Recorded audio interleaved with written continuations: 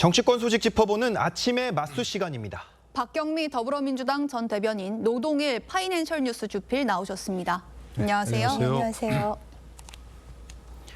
민주당이 주도하는 검찰개혁 후속 법안인 공소청법과 중수청법이 국회 본회의에 상정되면서 국민의힘은 무제한 토론 필리버스터에 돌입했습니다. 영상 먼저 보고 오시죠. 오늘 검찰청이 폐지됩니다. 지난 78년간 단 한 번도 제대로 국민을 위해 빛난 적 없던 검찰, 오욕의 역사로만 기록된 부패 검찰, 정치 검찰을 오늘 폐지합니다.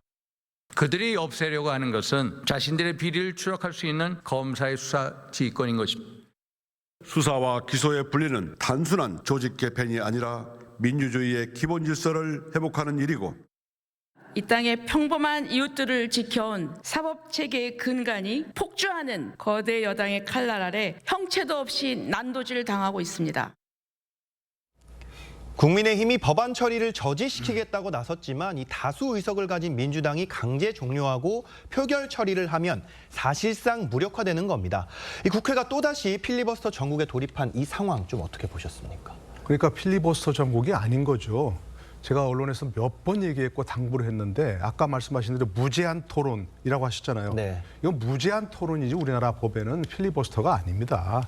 그러니까 무제한 토론, 즉 이게 국민들이 뭐가 뭔지 잘 모르니까 찬성하는 사람, 반대하는 사람 다 나서가지고 시간 제한 없이 토론해보란 얘기입니다, 이게. 필리버스터는 미국 상원에만 있는 제도인데 그래서 결국은 미국에서는 회기가 지나가면 결국 의안이 무산돼 버리는 거거든요. 근데 우리는 회기가 끝나도 그 다음에 계속됩니다. 그러니까 결국 이것은 법안을 무산시키려는 그런 움직임은 무력화되는 겁니다. 오늘 오면 끝나는 거 아닙니까? 그리고 종결 동의 한 이후에 24시간 지나면 결국 종결해버릴 수 있는 거니까 네. 필리버스터가 아니고 무제한 토론인데 글쎄요, 좀 뭐 아까 앞에 봤지만 민주당에서도 나서가지고 토론하고 있으니까 좀 바람직하다고 생각합니다. 찬성 반대 의견을 치열하게 토론해보고 대신 이건 강행 처리하지도 말고 육탄 저지도 하지 말라 그런 얘기거든요. 그러니까 이 시작하자마자 그냥 종결 동의하면서 24시간에 끝나는 형식적인 그런 하지 말고 그런 절차를 거치지 말고 조금 더 정말 국민이 뭐가 뭔지 알 수 있도록 토론을 좀 해보는 게 좋지 않겠나 이렇게 생각이 됩니다. 네, 사실 최근에 이제 국회를 보면은 상임위 회의에서보다는 민주당 의원총회에서 법안 내용이 결정된다 이런 얘기가 더 많은데요. 사법 체계를 완전히 뒤흔드는 입법을 하면서 야당과 충분한 수기 과정이 없다는 비판은 어떻게 반박하시겠습니까? 지금 충분한 수기 과정이 없다고 말씀을 하셨는데요. 얼만큼 하면 충분할까요? 검찰 개혁이라는 용어 우리 국민들한테 굉장히 익숙해요. 왜냐하면 20, 30년 전 김대중 대통령, 또 노무현 대통령 시절부터 계속 이야기가 되어 왔거든요. 네.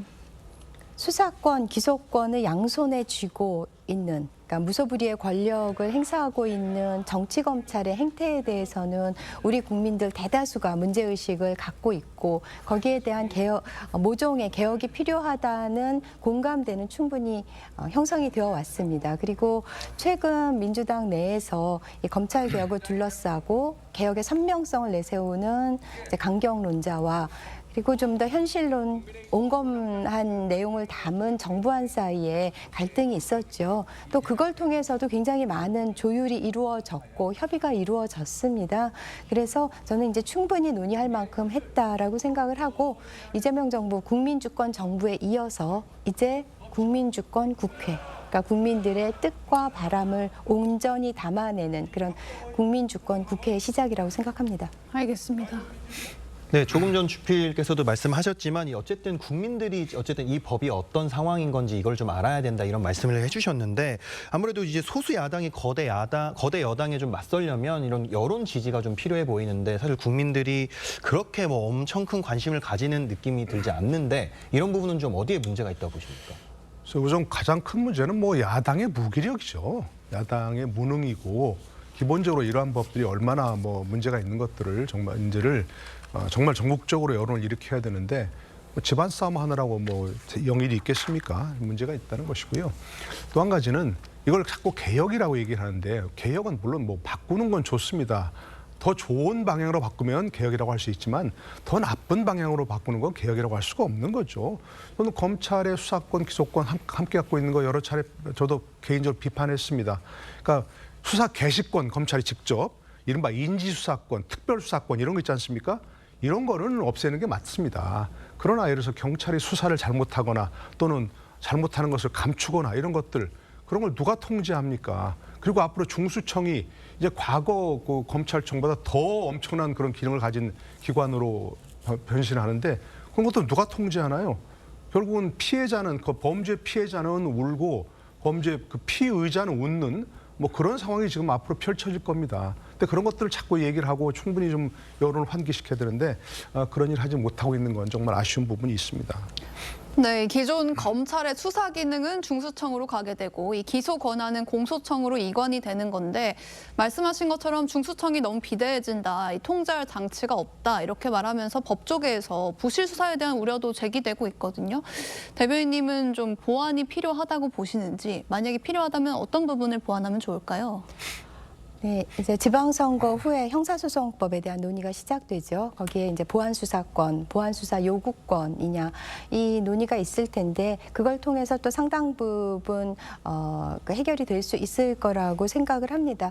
사실 이거 개혁도 중요하지만 사실 더 중요한 것은 우리의 형사사법 체계에 있어서 그 단죄 기능이 약화돼서는 안 된다. 네. 어떻게든 그 억울한 국민이 생겨서는 안 된다는 것이기 때문에 그 부분은 좀 보완이 될 거라고 생각을 합니다. 그렇지만 이 수사 기소 분리라든지 공소청 검사의 수사 배제라는 그런 대원칙은 유지되는 가운데서 그런 보완이 이루어져야 되겠고요. 사실 이렇게 이제 개편이 되게 되면 이제 일각에서 우려하는 것이 유죄가 확실한 경우만 기소를 할 것이다. 그러니까 성범죄나 장애인 대상의 범죄의 경우에는 피해자의 진술에 의존할 수밖에는 없기 때문에 네. 그러면 이제 이런 경우는 좀 기소를 안 하는 그런 상황이 펼쳐지지 않을까라는 우려들이 있는데 네. 이 부분도 그 커버할 수 있는 그런 정교한 보완 장치가 나오기를 바랍니다. 다음 소식 짚어보겠습니다. 방송인 김어준 씨가 김민석 총리에 이어 강훈식 비서실장의 해외 출장에 대해서도 이 대통령의 차기 주자 후보군 육성 훈련이다 이런 해석을 내놨습니다. 직접 듣고 오시죠. 이 대통령이 가능하면 많은 잠재 주자군들 이 여러 영역에서 성장하길 바랄 것이고 근데 그게 국정을 통해 그런 훈련을 해나갈 수 있길 바라지 않을까? 강훈식 비서실장의 이례적인 전 세계 출장도 그런 맥락 아닐까? 김민수 총리, 강훈식 비서실장뿐만 아니라 다른 분들도 그렇게 보여지는 대목들이 있어요. 네, 김어준 씨가 이 비서실장의 단독 해외 출장은 보수 정권 때는 없었고 문재인 정부 때도 한 차례뿐이었다면서 이 강훈식 실장의 잦은 해외 출장이 예사롭지 않다 이렇게 평가를 좀 했는데 이렇게 지금 말하고 있는 부분이 어떻게 좀 공감이 되십니까? 저도 예사롭지는 않다고 생각합니다. 이걸 뭐 차기 주자군, 뭐 후계자 이런 것까지 연결하는 건 조금 오버라고 생각하는데 네. 아니 비서실장은 말 그대로 비서실장 아닙니까? 대통령을 보좌하고 그것이 소리나지 않게 어떤 조율을 하고 이런 것들이 임무지 왜 자꾸 해외 출장을 하나요? 외교부 장관은 뭐 하나요? 산업부 장관은 뭐 하나요? 뭐 에너지 문제, 무슨 뭐 잠수함 수조 이런 것까지 비서실장에 가야 되나요? 이상한 일이죠. 그건 정말로 말도 안 되는 일입니다. 왜? 그 임무가 아니니까요. 비서실장은.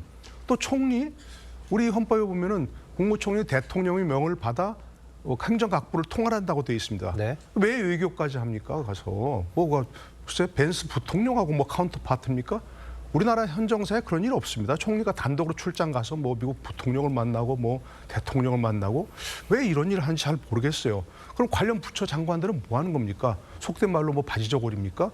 왜 총리가 뭐 나서 앞에 다 나서 하고 비서실장이 나서서 이렇게 해외 출장을 다니고 왜 이러나요? 이건 말이 안 되는 거거든요. 그러니까 차기 주자군, 뭐 후계자 이런 거 얘기하기 전에 이런 것들은 국정 운영의 어떤 시스템을 파괴한 일이다. 이건 분명하다고 이렇게 지적합니다. 네, 일단 김어준 씨가 김민석 총리에 이어서 강훈식 실장까지 차기 대권 주자로 지목을 했는데 사실 이 대통령 입장에서 생각을 해보면 임기 1년도 안 됐는데 자꾸 차기를 거론하는 거 불편할 수도 있을 것 같은데요.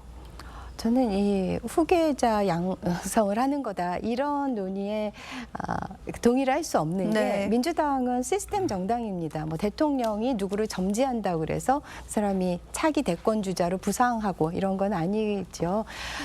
지금 노동일 주필께서 총리나 비서실장의 이제 출장에 대해서 비판적인 입장을 말씀해 주셨는데 저는 이게 이제 필요하기 때문에 실용적인 측면에서 나온 거예요. 예를 들어서 김민석 총리가 최근에 미국에 간 것은 그 UN AI 허브랑 관련이 되거든요. 그러니까 UN에 있는 여러 가지 AI 기능들을 집약시킨 그런 기구를 이제 만들 건데 그 UN AI 허브를 우리나라에 이제 유치하는 거랑 관련해서 마무리하기 위해서 간 건데 그거는 김민석 총리가 의원 시절부터 계속 추진을 해오던 거예요. 그러니까 그 사안을 가장 잘 아는 사람이기 때문에 간 것이고요. 강훈식 실장 뭐 UAE에서 이제 원유 수급이나 방산 관련해서 맹활약을 하고 있는데 그 이전에도 사실 폴란드, 뭐 노르웨이, 캐나다 많이 갔죠. 그런데 그렇게 가는 이유는 장관을 제끼고 가는 이유는 그분이 가야지 이제 일이 좀 더 신속하고 효율적으로 이루어지기 때문이에요. 네. 그러니까 우리가 비서실장이 가면 저쪽 상대국에서도 카운터파트로 그거에 상응하는 분이 나오기 때문에 그러니까 대통령이나 총리랑 한 라인인 분이 나와서 이 일이 좀 더 순조롭게 빨리 이루어지기 때문에 그러니까 만약 장관이 가게 되면 방산하고 관련해서 우리가 국방부 장관이 갔다 에너지 수급과 관련해서 산업부 장관이 갔다 그러면 그쪽도 그 장관이 나오게 되고 그것이 이제 또 한 차례 이렇게 올라가려면은 시간이 걸리기 때문에 그 비서실장이 갔을 때 일이 훨씬 더 빨리 풀리더라. 이런 노하우로 보내는 것이지 후계자를 뭐 점지해서 뭐 그걸 키워주기 위한 것이다. 이것은 억측이라고 생각합니다. 네, 대변인님 아까 이제 차기 주자를 거론하면은 대통령이 불편하지 않겠냐 이 얘기에는 답을 안 하셨는데 이제 어쨌든 대통령은 속내를 드러내진 않고 있지만 친명계 한준호 의원 같은 경우에는 김어준 씨 방송에 출연해서 이 공소 취소 거래서를 놓고 설전을 벌이기도 했는데 아무래도 친명계가 조금 불편을 하는 건 맞는 것 같죠? 네, 그럴 수는 있지만 이제 일단 공소 취소 거래설은 이제 해프닝으로 끝나가는 것 같고요. 네. 또 정청래 대표가 또 가장 그 뉴스공장하고 각을 세웠던 한준호 의원이 뉴스공장에 출연을 했다는 것은 물론 거기서 이제 약간의 신경전이 있기는 했지만은 무슨 그래도 이런 갈등의 봉합이 잘 이루어지고 아름다운 마무리로 가고 있다 저는 이렇게 해석을 합니다.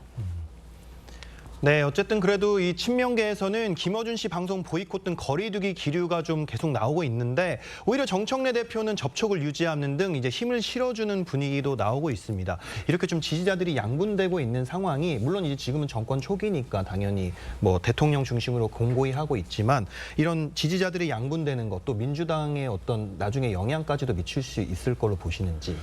뭐 심상치는 않죠, 사실은. 왜냐하면 지금 대통령 임기 아직 1년도 안 지난 때 아닙니까? 네. 그런데 이제 자꾸 뭐 차기 주자가 어떻고 뭐 심지어는 이런 유튜버가 제가 유튜브를 무시하는 거 절대 아닙니다. 네네. 근데 그 일개 그런 사람들하고 대통령, 총리가 대거리를 하고 거기도 일일이 또 맞상대를 하고 이게 맞는 건가요? 이해가 안 되는 그런 부분이 있는 거고요. 지금 뭐 분명하지 않습니까? 이재명 대통령과 친명계 그리고 또 정청래 대표와 뭐 김어준 씨 이런 분들이 각각 한 팀이 되어서 지금 서로 맞서고 있는 거 아니겠습니까? 네. 지금은 뭐 이제 지방선거를 앞두고 있으니까 균열이 크진 않지만 지방선거 이후에 다들 알지만 지금 차기 전당대회겠지 않습니까? 네. 그때 분명히 정청래 대표가 나와서 분명히 또 한번 일합을 겨룰 텐데 문제가 바로 이제 그것들은 정청래 대표는 단순히 민주당 대표로 그치는 게 아니고 차기 주자의 마음이 있는 거 아닙니까? 그렇기 때문에 지금 굉장히 큰 균열이 지방선거에 있을 거다 하는 건 예상할 수 있습니다. 네, 오늘 두 분 말씀은 여기까지 듣겠습니다. 감사합니다. 감사합니다. 감사합니다.